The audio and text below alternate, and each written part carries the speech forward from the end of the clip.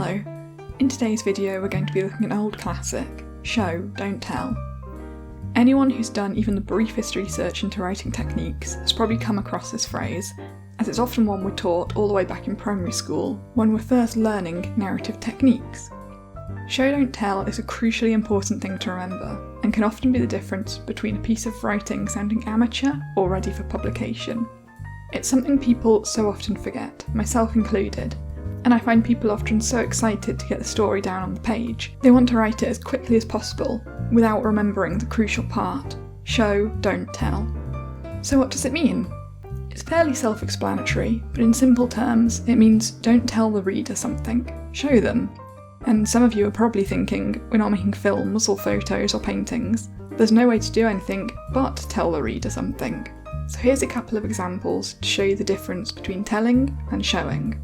Amy was scared. This is an example of telling the reader something.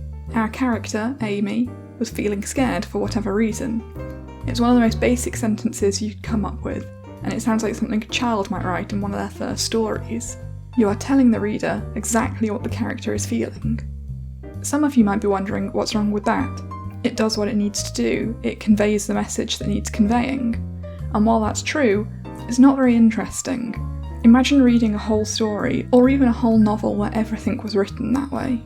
Amy was scared. The cave was dark and she was afraid of the dark. She was on her own because her friends had walked off and she couldn't see them. She only had a small torch, and she wasn't sure where the exit was. Like I said before, it sounds like something a child might write, and it doesn't hold your interest. You certainly wouldn't win any prizes or get a publishing contract writing like this. So if telling is out, what is showing, and how do you do it? Showing is where you let the reader work something out for themselves. If we take our Amy is scared sentence and give it a makeover, it might become something like this. Amy's legs shook, a lump formed in the back of her throat and her mouth was dry. Sweat ran down the back of her neck as she clutched the torch so hard her knuckles went white. See how this sentence conveys the same message but doesn't actually use the word scared anywhere in it? Instead of blandly telling the reader that Amy was scared, we're now showing how the fear is causing her to react. Another example of this could be Ben was cold versus Ben's breath hung as white clouds in the air. He turned his collar up and rubbed his gloved hands together, wishing he had bought a scarf. The tip of his nose was going red and losing all feeling, as he wiggled his toes in an attempt to bring the flow of blood back to them. The reason the second example is so much more engaging is because you make the reader a part of the scene. You give them the thoughts and feelings they can relate to, and they can imagine it much more vividly in their own minds. It forces the reader to put together the context clues and come to the correct conclusion, rather than being told every detail in a very boring way. Show, don't tell doesn't just relate to characters, of course. It can be used in any area of description, for example as a description of the weather. It was raining heavily, versus the rain lashed against the ground. Trees creaked and cracked under the strain of the wind, while anything not tied down risked being blown away. Or a place description. The house was dirty and unpleasant, versus black mould grew in the corners and along the ceiling, the smell of damp hung in the air, and large areas of paint were peeling off the walls.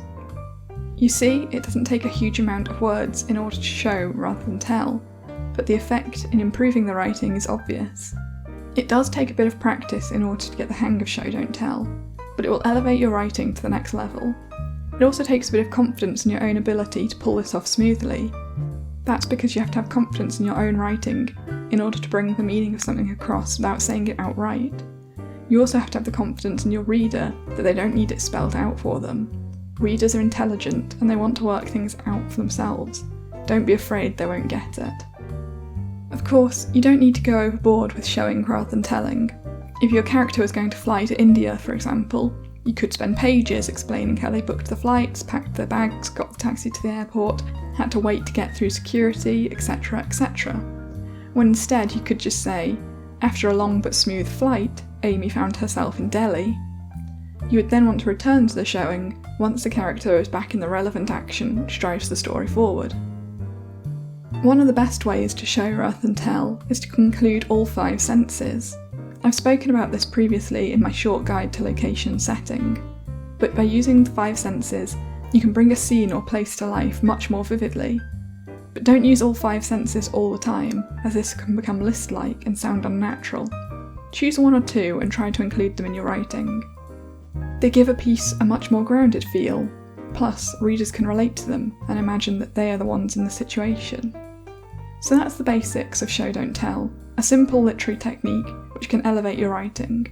If you have any questions or requests on what I should talk about next, pop them in the comments below. Thanks for listening, and as always, happy writing.